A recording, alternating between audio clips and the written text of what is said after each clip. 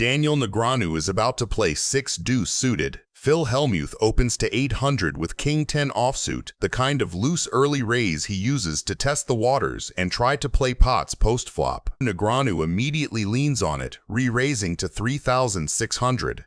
With 6-2 suited, this is not about raw card strength. It is about punishing Phil's wide open, isolating the weakest range at the table, and taking the betting lead in position. Who lost the last pot? Doyle Brunson cold calls with pocket jacks, a classic trap that keeps worse hands in and avoids turning his medium-high pair into a bluff catcher against a 4-bet. Getting the price and curious to navigate post-flop, Phil comes along. That is a very Negreanu result. His pre-flop 3-bet range contains plenty of big queens, overpairs, and high card backdoors, so checking back keeps his range wide and ambiguous while realizing equity with his suited wheel trash. It also invites Phil to fire turns from out of position and forces Doyle to reveal how comfortable he is with jacks on a coordinated board. When Negreanu declines to c-bet, he preserves the option to attack later streets if either opponent betrays weakness with sizing or timing. The turn is the 4 of spades, a deceptively important card. It adds real backdoor flush pressure while also nudging straight grids like 3-6 into view. Phil leads 7,000 into about 19,000, a classic mid-sizing that tries to win the pot before the board becomes scarier. Against Daniel, that size usually reads as one pair or air rather than a queen or better that wants protection and volume. Daniel just calls. He is not chasing. He is keeping Phil's bluffs alive, protecting his own strong hands that would play this way, slow-played queens and some spade floats, and setting up maximum leverage on rivers that amp up the story. Doyle, now sandwiched in hating life with jacks, lets it go. The river is the 2 of spades, completing the backdoor spade flush and putting 4 to a wheel in the picture. It is a nightmare card for capped 1-pair holdings. Phil drops a 6,000 block bet, a telltale sizing that asks for a cheap showdown and implicitly admits he does not love his hand. Daniel pounces and raises to 46,000. What does he represent? From Phil's seat, it is coherent for Daniel to have exactly the hands his line preserved, 2 spades that checked flop multi-way, called the turn lead, and now raise for value, or a slow-played queen with a spade that upgrades from bluff catcher to thin value on a bet-blocked river. Speech time. It's gotta come. He might have like 6-9 offsuit. It's Daniel. Good bet. And Phil lays it down. Finally got there. Took a while, but I had you. He nailed it. Look at that. That's sick. That's not gonna look good on TV. Yeah, whatever that is, it's not gonna look good. That's gonna be bad for a profile, unfortunately. Daniel Negreanu is looking down on Jack 9 suited. He opens to $3,000 on the button, a classic small ball steal that also invites dominated jacks and queens to continue. Doyle Brunson flat calls in the small blind with Queen Jack suited, a smooth defend that keeps Negreanu's range wide and retains post-flop maneuverability. Well, there's a lot of money out there, baby. A lot of money out there.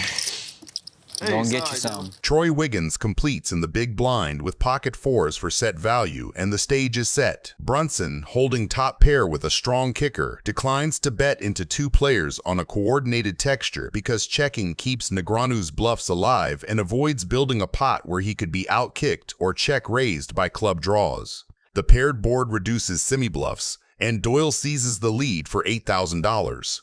From his seat, Negreanu's flop check capped him toward medium strength and draws, so Doyle's stab is designed to extract from worse jacks and to tax the clubs and queen-10 type gutters. Negreanu calls rather than raise. The flat keeps the pot manageable against a range that still contains ace-jack or king-jack, keeps Doyle's bluffs and thin value hands firing, and leverages position to make the final decision with maximum information. This river is a sneaky upgrade for Negreanu to 2-pair, while a large chunk of Doyle's range remains 1 pair of jacks. Doyle checks, signaling showdown mode rather than a polarized line. Negreanu now turns the knobs. His hand cleanly targets Queen Jack and King Jack, while very rarely running into a slow-played full house on this sequence. Biggest hand I've had. Quick call. Got Jack 9. Tough river card for the legend. Doyle Brunson running very salty tonight. Daniel Negreanu is holding ace-10 suited. Pre-flop is all ego and leverage. Tony G opens small Houston flats, and Negreanu snaps on the squeeze to 7K. Well, if at first you don't succeed, you make it 7,000. Perfect against two wide ranges. Tony G knows Houston's call is weak money and fires back to 24K with pocket eights. Classic isolation and dare 4-bet. Negreanu takes the button, keeps Tony's bluffs in, and controls the pot. That flat says, I'll outplay you post-flop. Keep the range wide. Flop comes rainbow. Negreanu's dream in a 4-bet pot. Top pair, ace kicker, clean texture. I'm all in. Tony shoves. Who cares? I guess you got, what do you have, kings now? I'm committed again. No, I know you are. Okay, you can show me one if you want. Even if you gave me $1 million, I wouldn't show you. $1 million? Oh boy, Tony G. I guess I should, you're a nice guy. You do good things with your money, right? I do. You do? All right, I'll give you some more, I guess. All right. Daniel calls. You have kings or something? No, one time, no. Jack of clubs on the turn. Oh my God, did that make him more outs? Yeah. I just realized, oh God. I was like, oh Jack, that's a good card. The river. The king of hearts. It's a scary one. Daniel Negreanu is looking down on Queen 3 offsuit. He opens to $4,000 after folds. I like this. That raise comes from a range that includes most suited queens and bluffs that keep him wide versus two sticky callers. Kenny's flat call is very playable if he expects the opener to fire too often and the blinds to continue light. Solomon closes the action. This paired low board heavily favors the pre-flop raisers C-bet strategy. Negreanu owns the overpairs and all the hands that can bet small. Kenny's check call range is condensed, ace high, mid pairs, and some slow-played overpairs. Negreanu's bet is the modern range-wide stab. It denies equity from two overcards and keeps his value and bluff buckets indistinguishable. Kenny calls, which already caps him away from many check-raise value hands. Texture changes a little. 7-6 and 6-3 improve to straights, and Solomon's backdoor 8x would have picked up top pair, but he's gone. For the two players left, Negreanu still retains a nut advantage portfolio of overpairs, plus the occasional 5x suited. His bluffs pick up backdoors only rarely, so he leans on fold equity. 16,000 pressures, exactly what Kenny showed on the flop, ace high and pocket pairs under 10s. Kenny's call again narrows him to ace-queen and ace-king high, pocket 6s through 9s, and a few traps. Crucially, he almost never has trips or a turned 8 that wants to raise, so his range remains capped. When Kenny checks a third time, his range is now mostly ace-high and middling pairs, hoping to get to showdown. He has very few slow-played monsters after declining to raise earlier streets on such a safe runout. Negreanu fires a polarized, overbet adjacent sizing. What does he represent? Overpairs that bet all three streets, and the thin value of a 5x that never feared a raise. What does he target? Exactly ace-queen, ace-king, and pocket 7s through 9s. Kenny folds. That's one of those, right, Phil? That was fun to watch. Let's see it then. You want to see it? You don't want to see it. It'll tilt you, for sure. Let's see. I want to see it then. You guys really want to see? Make the game better? All right, show one for the boys. Jennifer Tilly is looking down on 8-6 suited. Negreanu opens with ace-2 offsuit.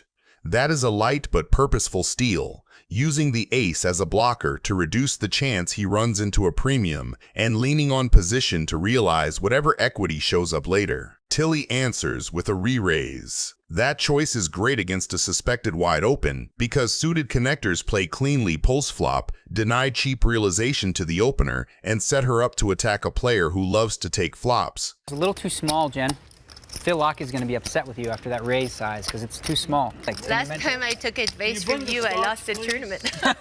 Sorry. Negreanu calls rather than 4-betting. He keeps her range wide, carries the positional advantage into a pot that is not yet bloated, and quietly pockets the option to turn later cards into leverage even when he misses. Okay, now I'm going to do the dunk bet. It's not a donk bet because you were the pre-flop raiser. Oh, okay, it's not a dunk bet. It's a continuation bet. A continuation bet. Tilly follows through for a small c-bet. The sizing stresses floats and gut shots and keeps her range comfortably uncapped. A lot of bad cards come off, then I can just bluff raise the turn or something stupid like that. You good? Turn a pair into a bluff. I'm really good at that. It's one of my big things Bill Reynolds taught me. Negreanu does not have value, but he does have a plan. He calls to float, buying one more card and preserving the initiative advantage that comes from acting last. If she slows on the turn, he gets to tell the next chapter. If she barrels big, he can release cheaply and move on. The texture inches toward the middling wheelish territory that favors the caller. Tilly checks. That single check compresses her range away from very strong overpairs and toward one-pair hands and draws that prefer pot control. Negreanu seizes the mic with a bet. The number is not huge, but the message is loud. He denies a free card to overcards, pressures hands like ace-queen and king-jack that c-bet once, and begins building a story that can arrive at straights and two-pair by the river. His literal hand did not improve, however his distribution did, because the cards he credibly represent improved. Calling the flop to take it away on the turn is classic small ball pressure, and he executes it cleanly. This is the card that ties the room together, and the run-out connects squarely with the very suited connectors that defend 3-bet pots from the blinds. Tilly leads small. That type of sizing often functions as a blocker, a way to name a price with a hand that does not want to face a pot-sized bomb. To Negreanu, that looks like a door left slightly open. He chooses to kick it in and chips. The shove polarizes him to the straights and strong two-pair he has been representing since the turn. We probably have the same hand. Oh, so sick. You have 9-jack, right? Would that be the same hand as you have? Because if you did have that and you didn't call by now, it would be a little bizarre. You're in Jennifer Tilly's seat. You have the straight. Negreanu shoves over your small lead. What's your move, snap call, or an impossible fold? And why in one sentence? Best clear answer gets pinned. Oh, God. Oh, you have a 6? You raised me with a 6 out of position? No? That's crazy talk. Tilly folds. Daniel Negreanu is looking down on ace-9 offsuit. Negreanu clocks the dynamic immediately. Wiggins is the table's loose cannon, splashing around, loving post-flop control, and hating big, uncomfortable decisions. Negreanu's plan is simple. Lean on that psychology and the betting patterns it produces. Pre-flop, Negreanu opens to $1,600 with ace-9 offsuit, a hand that prints against wide callers and keeps his range uncapped. Lack and Tony G both flat, inviting the very scenario Negreanu wants. A multi-way pot where discipline and range construction matter more than raw cards. Wiggins completes from the big blind with king-queen, already signaling he'd rather see streets than narrow ranges. Tony G checks. I'm gonna bet 5,000. Wiggins does what loose cannons do, fires $5,000 to protect and find out where he is. Negreanu only calls. That flat does 3 things at once. It keeps Lack in a dominated, second-best world. If he sticks around, it conceals bluffs and value under the same hood, and it sets a trap for the sizing tells Wiggins tends to give on later streets. Lack gets out of the way, and we go heads up. The turn is the 5 of clubs. I respect you as equal as I respect Doyle, man. But you're not slacking up on me at all. You really gonna make sure that, you know what I'm saying, you making sure I wear my stripes on this table. That's right. Yeah, you know what I mean? A total brick for the main draws. Watch the bet sizing. Wiggins downgrades to a $2,500 blocker. That's the cap Negreanu was waiting for. Into $17,400. A tiny stab screams one-pair pot control, not a hand eager to face heat. Negreanu raises to $12,500. You beat me in the pot right there. So He's leveraging position, fold equity, and his ace blocker. He makes it harder for the loose cannon to have the very hands that could comfortably 3-bet. The call, not a re-raise, confirms the cap. The river pairs the jack with the jack of hearts, killing some 2-pair combos and leaving most draws bricked. Wiggins checks, and Negreanu goes for the throat with $35,000. oh man, you really try to pull the trigger there, didn't you, man? Caught the jack, didn't you? Caught the jack. You had it the whole time, didn't you? No comment. Too late, you already nod your head yes. I Say fold. what? I fold. You nod your head yes, real quick. Or what? Too fast for me.